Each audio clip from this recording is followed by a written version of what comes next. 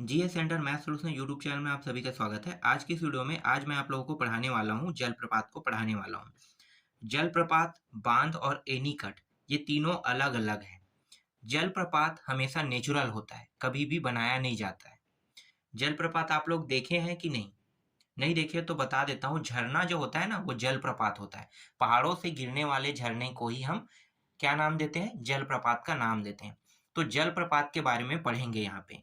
यहाँ से अब तक के जो प्रश्न पूछा गया है जलप्रपात के बारे में, इसमें पूछा गया था कि जिला का नाम बताना है, किस जिले में ये जलप्रपात पड़ता है और ये किस नदी पर ये जलप्रपात बना है। ठीक है, तो किस नदी पर ये जलप्रपात पड़ता है इसको बताना है आपको और जिला बताना है। बस इतना ही इसमें पूछा गया और कुछ भी नहीं पूछा गया है। तो जहां जहां पे नदी दिया है बस उनको जानेंगे, सब में इंपॉर्टेंट नहीं है, कुछ में ही नदी जानना इंपॉर्टेंट है, बाकी जिला सब में जानना इंपॉर्टेंट है। तो चलो इन तथ्यों को जान लेते हैं। तो सबसे पहले हम लोग कोरिया जिले से शुरू करेंगे। कोरिया जिला में यहाँ पे देखो, ये रहा कोरिया जिला। ठीक है, कोरिया जिला आप जानते हो, ये कोरिया जिला है। तो जब मैंने आप लोगों को नदी पढ़ाया था तब मैंने बताया था हसदेव नदी के बारे में। तो हसदेव नदी में ना दो जलधारा पड़ता है। एक तो है अमृतधारा जलप्रपात। देखो अमृतधारा जलप्रपात किस जिले पे है अगर पूछा जाएगा तो आपको बताना है कोरिया जिले में। ठीक है, कोरिया जिले में अगर नदी का नाम पूछा जाता है तो हसदेव नदी। हसदेव नदी पर एक और जलप्रपात है, उनका नाम है गावर घाट जलप्रपात। ठीक है, गावर घाट जलप्रपात। तो दो जलप्रपात हसदेव नदी पर बना हुआ है और हसदेव नदी पर जो बना हुआ जलप्रपात है वो दोनों के दोनों कोरिया जिले पर ही है। इसके अलावा और भी मतलब ये जो हसदेव नदी है कोरिया जिले के अलावा और कोई दूसरे जिले पे कोई भी जलप्रपात नहीं बना रहा है। ठीक है, तो याद रख सकते हो आप लोग।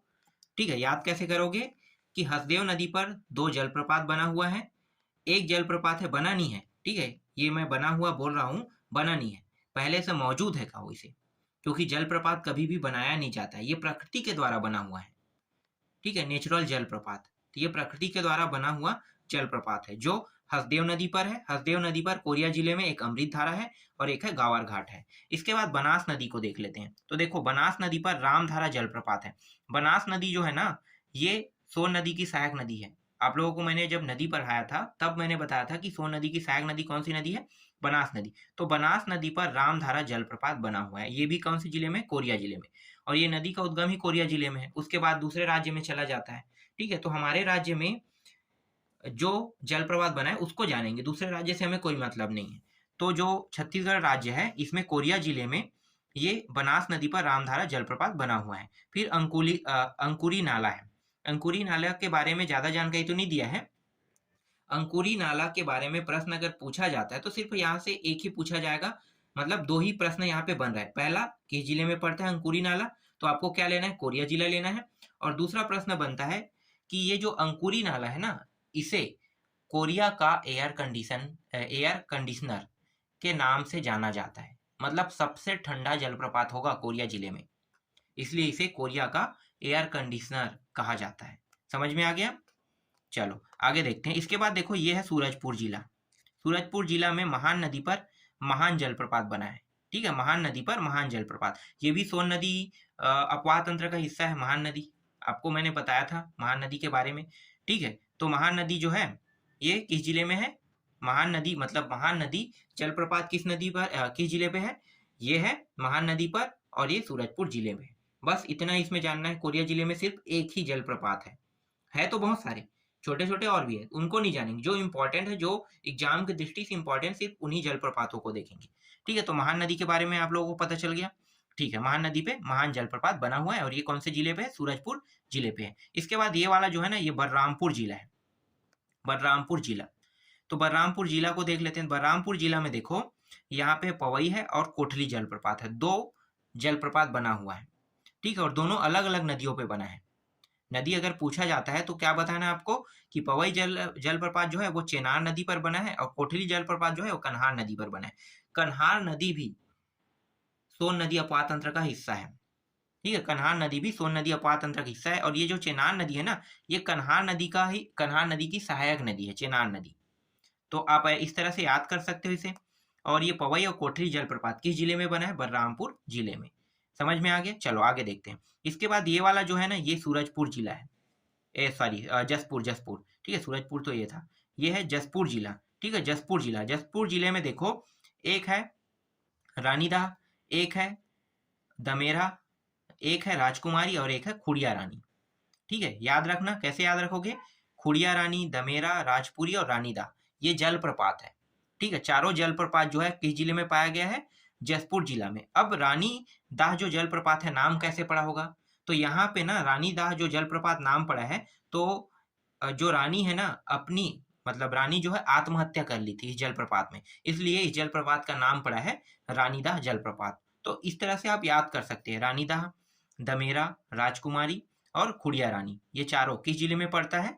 ये पड़ता है जसपुर जिले में। यहाँ पे नदी नहीं दिया है, नदी इंपॉर्टेंट नहीं रहेगा इसमें, ठीक है। बस नाम पूछेगा कि ये किस जिले में है, तो आपको क्या बताना है? ये जसपुर जिले में, रानीदाह, दमेरा, राजकुमारी और खुड़िया रानी जसपुर जिले में है। इसके बाद यहाँ पे ये वाला जो हिस्सा है ना, ये है सरगुजा, ठीक है। और ये जो मैं अभी आप लोगों को 4 जिला बताया और इसको मिला के 5 जिला होगा, ठीक है। तो ये पांचों जिला सरगुजा संभाग के अंदर बनते हैं। और सरगुजा जिला देखो, ये है, ये सरगुजा जिला है। सरगुजा जिले में रक्सगंडा जलप्रपात और है घुनघुट्टा जलप्रपात है। घुनघुट्टा जो है मान नदी पर बना है और रेन नदी पर रक्सगंडा बना है, ठीक है। रेन नदी पर रक्सगंडा जलप्रपात और घुनघुट्टा नदी पर घुनघुट्टा जलप्रपात मान नदी पर बना है। और ये दोनों किस जिले में है? ये दोनों के दोनों रक्सगंडा और घुनघुट्टा जलप्रपात जो है ये सरगुजा जिले पर है, ठीक, याद रहेगा। चलो आगे बढ़ते हैं। इसके बाद यहाँ पे देखो, ये जो है ना, ये कोरबा जिला है, ये कोरबा जिला, ठीक है। बिलासपुर जिले में कोई भी जलप्रपात नहीं है, तो इसको नहीं देखेंगे, ठीक है। जहां जहां है सिर्फ वहीं पे देखेंगे। तो आप लोगों को पता है कि मैदानी स्थानों में जलप्रपात नहीं हो सकता, भाई मैदान प्लेन होता है तो वहां थोड़ी झरना बहेगा, पहाड़ी इलाकों पर ही झरना बहता है, क्योंकि पहाड़ से ही बहते हुए आता है। और कुछ ऊंचे स्थान होता है, ऊंचे स्थान के बाद अचानक गिरता है तो वो झरना का निर्माण ले लेता है, ठीक है, झरना झरना बन जाता है। तो ये तो मैदानी स्थान है बिलासपुर, तो यहाँ तो कोई झरना नहीं होगा, ठीक है। लेकिन पहाड़ी हिस्सा, कुछ कुछ हिस्सा जो है यहाँ भी है, यहाँ भी है। तो पहाड़ी हिस्सा जहां जहां है वहां वहां क्या होगा? झरने का निर्माण होगा। तो यहाँ पे केदई नदी पे केदई जलप्रपात बन रहा है, ये कोरबा जिले में है, ठीक है। कोरबा जिले में केदई नदी पर केदई जलप्रपात बन रहा है, ठीक है। तो केदई जलप्रपात है यहाँ पे। इसी तरह से यहाँ पे देखो, ये है रायगढ़ जिला, ठीक है। ये वाला जो हिस्सा है ना, यहाँ से यहाँ तक आप देख सकते हो, ये रायगढ़ जिला है। रायगढ़ जिला में राम झरना जलप्रपात है, ठीक है। रायगढ़ जिले में राम झरना जलप्रपात है। आप इस तरह से इसे याद कर लेना। राम झरना जलप्रपात किस जिले में है? रायगढ़ जिले में। इसके बाद आते हैं यहाँ पे जांजगीर चांपा। जांजगीर चांपा अब 2 हिस्सों में बढ़ चुका है, जैसे कि कोरिया के बारे में नहीं बताया, लेकिन कोरिया भी 2 हिस्सों में बढ़ चुका है, ठीक है। लेकिन यहाँ पे 2 हिस्सों में इसलिए बता रहा हूँ क्योंकि यहाँ पे एक जांजगीर चांपा और यहाँ पे शक्ति है। तो ये जो शक्ति जिला है ना, इसमें अब ये पड़ेगा रोगदा जलप्रपात। रोगदा जलप्रपात जो है वो शक्ति जिला में पड़ता है, ठीक है। तो शक्ति जिला में रोगदा जलप्रपात यहाँ पे आ रहा है, ठीक है। रोगदा जलप्रपात याद रखना, रोगदा जलप्रपात शक्ति जिला में है। इसके बाद यहाँ पे देखो, ये वाला जो है ये बिलासपुर है। इसके बाद ये कौन सा है? मुंगेली। मुंगेली में कोई जलप्रपात नहीं, लेकिन कंवर्धा में है जलप्रपात, रानी दरहा, ठीक है। रानी दरहा, रानी दरहा नाम का एक जलप्रपात है यहाँ पे, इसे मैं लिख लेता हूँ। पहले ये फेमस नहीं था, लेकिन अब ये फेमस होते जा रहा है। इसलिए ये फेमस होते जा रहा है क्योंकि कवर्धा जिले में भोरमदेव मंदिर है। तो जो भी व्यक्ति भोरमदेव मंदिर का दर्शन करने जाता है वो रानी दरहा जलप्रपात जाता ही जाता है, ठीक है। तो रानी दरहा जलप्रपात कहाँ पड़ गया और फेमस क्यों हुआ? पता चल गया ना। रानी दरहा जलप्रपात जो है इसीलिए फेमस हो गया क्योंकि भोरमदेव मंदिर फेमस है। भोरमदेव मंदिर फेमस है तो जो भोरमदेव मंदिर का दर्शन करने जाते हैं वो सभी के सभी रानी दरहा घूमने के लिए जाते हैं, जलप्रपात देखने के लिए। छोटा है, बहुत बड़ा नहीं है, छोटा सा जलप्रपात है, इसलिए ज्यादा इसके बारे में जानकारी नहीं दिया है, ठीक है। तो रानी दरहा जलप्रपात जो है वो कवर्धा जिले में है, ठीक है। आगे बढ़ते हैं। इसके बाद ये वाला जो हिस्सा इससे जुड़ा हुआ है ये है बेमेतरा है। और ये वाला जो हिस्सा है जो यहाँ पे जुड़ा हुआ है ये बलौदा बाजार है और ये नीचे रायपुर है, ठीक है। ये बलौदा बाजार और ये वाला महासमुंद। अब ये वाला देखते हैं महासमुंद में, ठीक है। जहां जहां पे नहीं है उसे हम नहीं देखेंगे, जहां जहां है उसे देखेंगे। तो ये महासमुंद है। महासमुंद जिला देखते हैं। तो महासमुंद जिला में सात देवधारा, सात धारा नहीं बोल रहा हूँ ना, सात देवधारा, सात देवधारा जलप्रपात जो है महासमुंद में है, बलमदेई नदी पर है, ठीक है। बलमदेव नदी पर। इसमें इस जिले में एक और जलप्रपात है केसवा जलप्रपात, ये केसवा जलप्रपात। और सात देवधारा, सात धारा नहीं है, ठीक है, याद रखना इस बात को। सात धारा बहुत फेमस जलप्रपात है। सात धारा जलप्रपात में 7 धाराओं का संगम है। और ये जो 7 धारा जलप्रपात है ना, ये जबलपुर जिला है, मतलब मध्य प्रदेश एमपी में पड़ता है जबलपुर जिला। तो जबलपुर जिला में भेड़ाघाट जलप्रपात है। भेड़ाघाट जलप्रपात जो है ना, इससे भी सुंदर जलप्रपात ना इसे माना गया, 7 धारा जलप्रपात को। अभी मैं 7 धारा जलप्रपात के बारे में नहीं बता रहा हूँ, ठीक है, इसलिए 7 धारा के बारे में भी रोक दो, क्योंकि ये बीजापुर जिला में पड़ता है 7 धारा। और 7 देवधारा जो है महासमुंद में पड़ता है। तो महासमुंद में 7 देवधारा, बलम देई नदी पर, और केसवा जलप्रपात यहाँ पे देखो, केसवा जलप्रपात भी महासमुंद में पड़ता है। इसके बाद यहाँ पे आते हैं डायरेक्ट नीचे में गरियाबंद, ठीक है। ये हिस्से हम लोग नहीं पढ़ने वाले हैं, ठीक है, ये हिस्से को आप लोगों को मैं बताऊंगा नहीं। क्यों? क्योंकि यहाँ पे पूरा क्या है, मैदानी स्थान है, तो मैदानी में तो जलप्रपात रहेगा नहीं। तो देख लेते हैं। इसके बाद ये वाला जो हिस्सा ये है गरियाबंद जिला है, ये गरियाबंद जिला। गरियाबंद जिला में यहाँ पे उदयंती नदी पर गोदना जलप्रपात है, गोदना जलप्रपात, ठीक है। तो गोदना जलप्रपात उदयंती नदी पर पड़ता है, याद रहेगा, गरियाबंद जिले में। इसके बाद ये वाला जो जिला है ना, ये वाला आपको दिखाई दे रहा होगा, ये है कांकेर जिला, ठीक है। कौन सा जिला? कांकेर जिला। तो कांकेर जिला में 3 जलप्रपात इंपॉर्टेंट है। एक तो है मलाज कुंडम है, एक है परलकोट है, और एक है मैना है, ठीक है, मैना है। तो मलाज कुंडम जो जलप्रपात है ये दूध नदी पर बना है। किस नदी पर? दूध नदी पर। और किस जिले में है? ये जिला जो है ये है कांकेर जिला में है। मलाज कुंडम जलप्रपात दूध नदी पर है और कांकेर जिला में बना है। परलकोट नदी, ठीक है, परलकोट नदी भी है। परलकोट अभी वर्तमान में शायद इस नदी का नाम चेंज हो गया है ना, क्या हो गया है परलकोट नदी का नाम?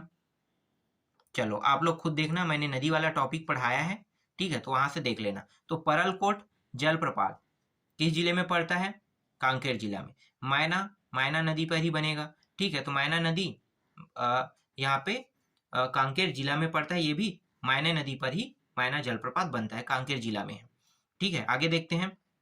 इसके बाद देखो, ये वाला जो हिस्सा आपको दिखाई दे रहा है ना, ये वाला नीचे की ओर, ये जो जिला है ये नारायणपुर जिला है। नारायणपुर जिले में 2 जलप्रपात इंपॉर्टेंट है, एक है खुरसेल जलप्रपात और एक है चर्रेमर्रे जलप्रपात। तो नारायणपुर जिले में 2 जलप्रपात इंपॉर्टेंट है। कौन कौन से जलप्रपात है भाई नारायणपुर जिला में? एक है खुरसेल जलप्रपात है ये वाला, और ये चर्रेमर्रे है। खुरसेल जलप्रपात खुरसेल नदी पर बनता है, इसके नदी के बारे में जानने की आपको जरूरत नहीं है, ठीक है, बस जिला जानो। तो जिला में देखो तो ये खुरसेल जलप्रपात नारायणपुर जिला में और चर्रेमर्रे जलप्रपात नारायणपुर जिला में है, ठीक है। तो खुरसेल जो जलप्रपात है वो खुरसेल नदी पर है, बस इतना याद रखो इसके बारे में। इसके बाद आगे देखते हैं, यहाँ पे आते हैं बस्तर जिले में। अब ये है बस्तर जिला। बस्तर जिला में बहुत सारा जलप्रपात है, बहुत सारा, ठीक है। तो बस्तर जिले में सबसे फेमस जो जलप्रपात है वो है चित्रकूट जलप्रपात। यहाँ पे देखो, ये रहा चित्रकूट जलप्रपात, ठीक है। ये किस नदी पर बना है प्रश्न पूछा जा सकता है, तो इंद्रावती नदी पर। इसकी चौड़ाई कितनी है? तो 300 फीट और ऊंचाई 90 फीट। ये इंपॉर्टेंट क्यों है चित्रकूट जलप्रपात? तो चित्रकूट जलप्रपात जो है ना, ये भारत का सबसे चौड़ा जलप्रपात है, ठीक है, भारत का सबसे चौड़ा जलप्रपात। किस जलप्रपात को कहते हैं? चित्रकूट जलप्रपात को कहते हैं। और इसे भारत का नियाग्रा के नाम से भी जाना जाता है। तो यहाँ से कई प्रश्न बन सकते हैं। सबसे इंपॉर्टेंट तथ्य यही है कि चित्रकूट जो जलप्रपात है ये किस नदी पर बना है, किस जिले पे है। इस तरह से प्रश्न आते भी है, आए भी हैं और आते भी हैं, ठीक है, आएगा भी आने वाले वक्त में। तो चित्रकूट के बारे में आप लोग जितना ज़्यादा जानकारी जानोगे उतना ही अच्छा रहेगा। तो आपको मैं बता देता हूँ कि चित्रकूट जलप्रपात जो है ये बस्तर जिले में है, इंद्रावती नदी पर बना है। इंद्रावती नदी पर बना है। चित्रकूट जलप्रपात की चौड़ाई 300 फीट है और ऊंचाई जो है 90 फीट है। इसे भारत के नियाग्रा के नाम से जाना जाता है और ये भारत के सबसे चौड़ा जलप्रपात के नाम से भी जाना जाता है। मतलब भारत का सबसे चौड़ा जलप्रपात यही है, चित्रकूट जलप्रपात है। इसके बाद इसके अलावा कुछ और जलप्रपात है, ठीक है। तो यहाँ पे देखो, कांगेर धारा जलप्रपात है कांगेर नदी पर। तीरथगढ़ जलप्रपात है मुनगा बहार नदी पर है। तीरथगढ़ भी बहुत फेमस। तीरथगढ़ आजकल ना छत्तीसगढ़ के लोग जो है ना तीरथगढ़ जलप्रपात बहुत जाते हैं, बहुत ज़्यादा जाने लगे हैं, ठीक है। तो बस्तर जिले में पड़ता है। तीरथगढ़ के अगर घूमने जाना चाहते हो तो तीरथगढ़ जलप्रपात, तो आप बस्तर जाओगे तो डेफिनेटली आप तीरथगढ़ जलप्रपात जाओगे ही जाओगे, क्योंकि ये यहाँ पे ना अधिकतर मैंने कई लोगों को देखा है, मेरे एरिया से भी गया है कई एरियो से गए हैं, वहाँ पे वीडियो आते रहता है, तो तीरथगढ़ के बारे में बहुत अच्छी जानकारी है। तो तीरथगढ़ जलप्रपात जो है मुनगा बहार नदी पर है, ठीक है। इसके अलावा चित्रधारा जलप्रपात है, ठीक है। चित्रधारा जलप्रपात को भी देख लो, चित्रधारा जलप्रपात किस जिले में है। इसके नदी के बारे में जिक्र नहीं किया, लेकिन आपको जानना ज्यादा जरूरी है क्योंकि यहाँ पे बहुत ज्यादा जलप्रपात है। तो पूछा जा सकता है कि चित्रधारा जलप्रपात किस जिले में है, तो क्या लेना है आपको आंसर, बस्तर जिले में है।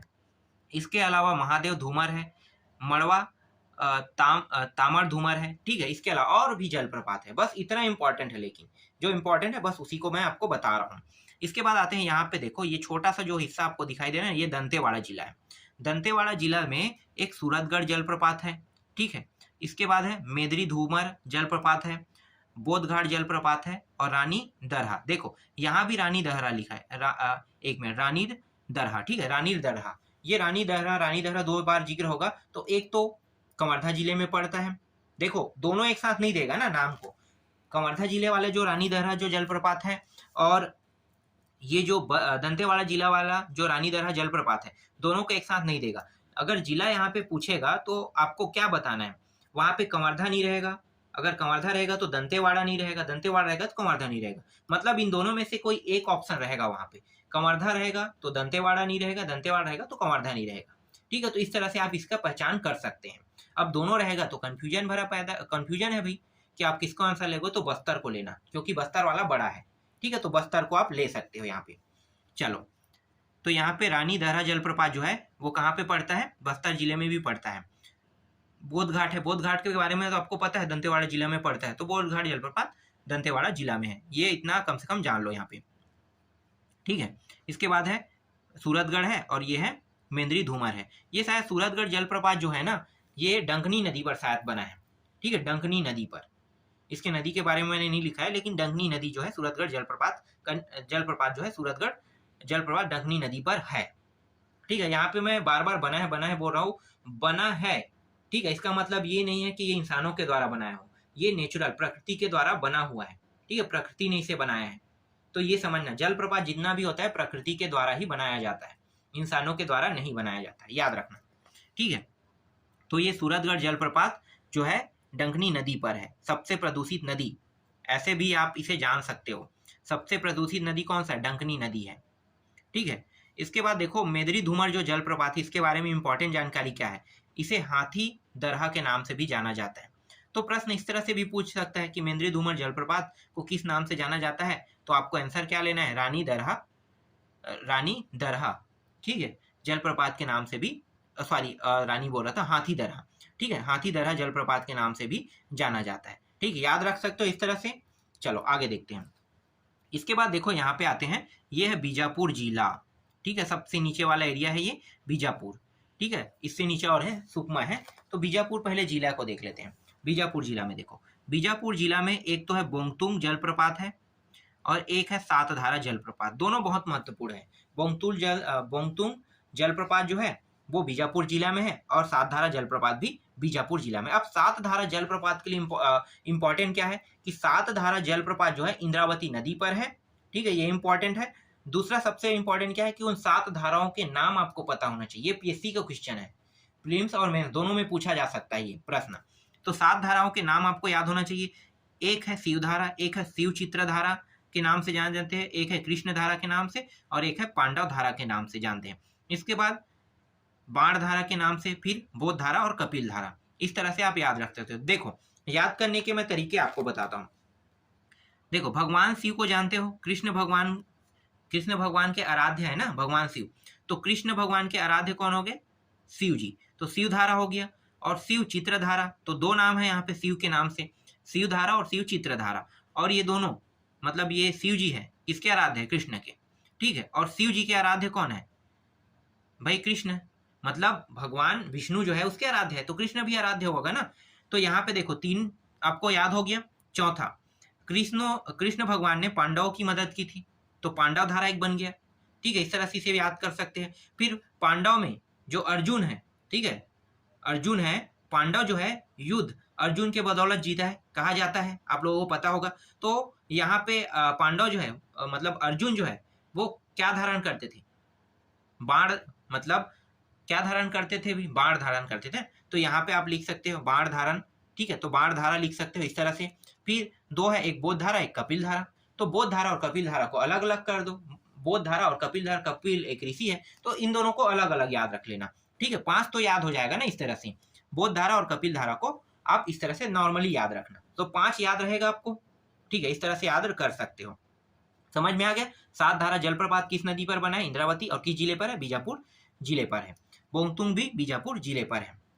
इसके बाद आते हैं अंतिम जिला जो बचा है वो सुकमा को देख लेते हैं। ये सुकमा जिला है। ठीक है, सुकमा जिला। सुकमा जिला के बारे में देखते हैं तो यहाँ पे गुप्तेश्वर जलप्रपात है जो सबरी नदी पर बना है, और एक है मालगेर जलप्रपात है जो मालगेर नदी पर बना है। ये मालगेर नदी सबरी नदी की सहायक नदी है। तो मालगेर और गुप्तेश्वर जलप्रपात किस नदी पर बना है भाई? किस नदी पर बना है? गुप्तेश्वर जो बना है सबरी नदी पर, और मालगेर जो है वो मालगेर नदी पर बना है जो सबरी नदी की सहायक नदी है। तो इस तरह से आप पूरा याद कर सकते हो जैसे मैंने बताया। अगर इस तरह से याद रखोगे तो यहाँ से एक भी प्रश्न नहीं छूटेगा। जितना बताया हूँ सिर्फ उतना ही आएगा, इससे अधिक आपके एग्जाम में नहीं आएगा। तो अच्छे से तैयारी करना। ठीक है, इसके बाद बांध देखेंगे, बांध के बाद एनीकट देखेंगे। अभी ये टॉपिक भी बचा हुआ है, बहुत सारा टॉपिक अभी बचा हुआ है, सबको याद करना है। अगर एक बार पूरा कंप्लीट आपने याद कर लिया ना तो कोई भी एग्जाम हो आसानी से ना निकल जाएगा। मैं पूरा समझाऊंगा, हर एक जानकारी को बारीकी से आप लोगों को समझाऊंगा। आपको टेंशन नहीं लेना है, हर चीजों को बहुत अच्छे से और जितना अच्छे तरीके से मैं प्रेजेंट कर सकता हूँ उतने अच्छे तरीके से प्रेजेंट करूंगा।